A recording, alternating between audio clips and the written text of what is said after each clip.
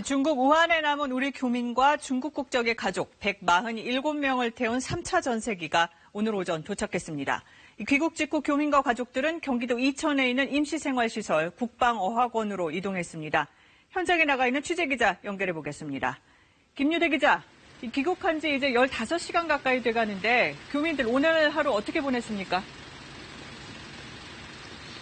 근데 자세한 내부 상황은 전해지지 않고 있지만 각자 배정받은 방에서 휴식을 취하고 있을 것으로 보입니다. 밤이 되면서 멀리서나마 우한 교민들이 있는 숙소에 불이 켜진 모습을 볼 수 있습니다. 교민과 가족들은 전세기를 통해 오늘 오전 6시 반쯤 김포공항에 도착했습니다.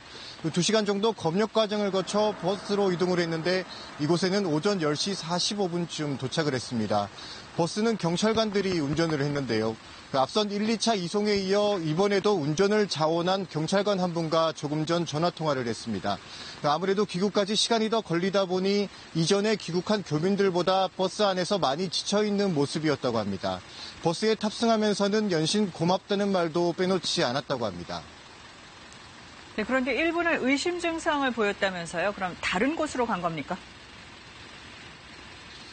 네, 오늘 전세기에는 한국인 79명 등 모두 147명이 탑승을 했는데요.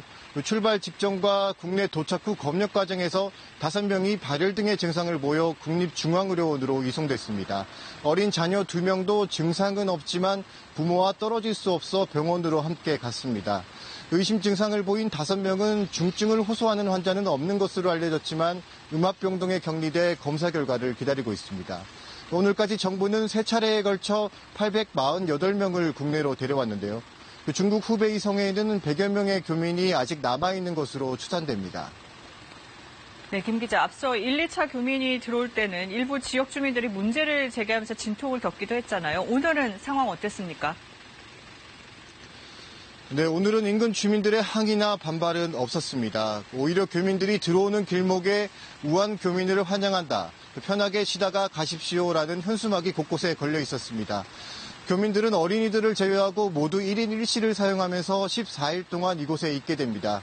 식사도 방 안에서 도시락으로 하고 외부 출입과 면회도 당연히 차단됩니다. 지금까지 이천 국방어학원 앞에서 KBS 뉴스 김유대입니다.